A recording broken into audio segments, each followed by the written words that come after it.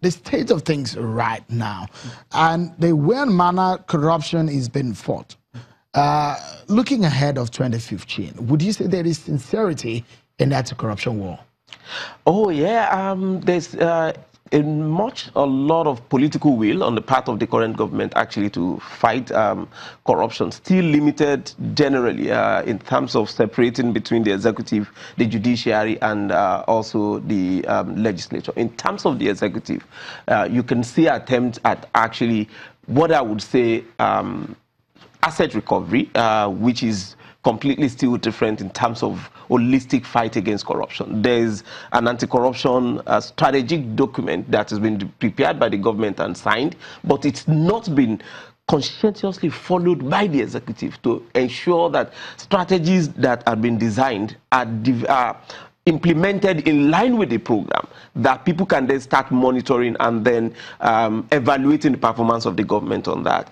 Unfortunately, the executive, the legislature, like Mr. Clement Nwako said, is actually not really forthcoming. Quite a number of individuals, you can give kudos to them, but generally and collectively, you would say it's still performing below expectation in terms of passing all the laws that are connected with the fight against corruption. And one of those is that Electoral Offences Commission that is expected that should have been passed before now. And if that is still out of there, the police is in the state that it is here. Right. So it's extremely difficult for you to track and then also punish what happens come 2019 in terms of corruption that will be connected with the electoral process. All right.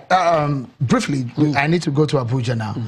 Do you think money will play a major role in 2019? Oh, yeah, it's still going to play a major role. There's really not actually discouraging money for votes. Yeah, people will buy votes. Yeah, because quite a lot of people... Is that money in the system? Is that kind of money in the system? Oh, you'll be surprised that there's still money that are flowing around. The state governors are still collecting what they call their security votes. So quite a number of them collect hundreds of millions in security votes every month. And it's the same thing with the presidency as well. So let me allow Mr. Nwako to weigh in here. Mr. Nwako, would money fail the money bags, considering the kind of awareness that we have in some voters today? You made an instance in 2015 of how much was spent, but the result was the other way.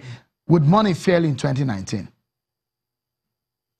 Well, I think that the elections in 2015 was landmark, and I hope, and that's been the work of civil society in opening up the consciousness levels. I think that a lot of Nigerians have seen the promises made by politicians in 2015 at the national and at state levels. They have weighed it, they have looked at their conditions, and the question is today better than it was or better than 2015 was? Is my condition better today than it was a couple of years ago? They would look at that, and they hope that civil society and Nigerians who are monitoring this process is a hope that Nigerians would, based on the determination of performance of government, make a decision and vote and fight to defend their votes.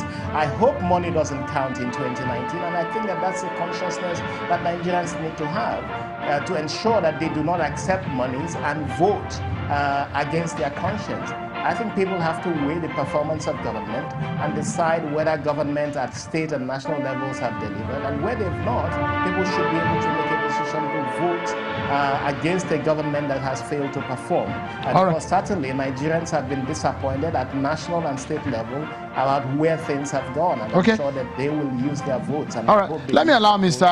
Lawrence Wright just in 30 seconds. What do you see? Your greatest fear in 2019 in 30 seconds. My greatest fear for 2019 is such that there would be so much, without a very conscious effort on the part of the security agencies, there would be so much also violence that people would want to ensure that victory is attained for their parties and their candidates at all costs. So it's important that also the media would also make sure that we monitor and track the process of things as they unfold. Mr. Olaruwaju Suraj, Chairman of the Coalition Against Corruption, thank you so much. And Mr. Clement Nwako, convener of the Election Situation Room, thank you so much, gentlemen, for your time on the program. Well, that's our show for today, everyone. Many thanks for watching. I'm Shion Kimale. Bye-bye.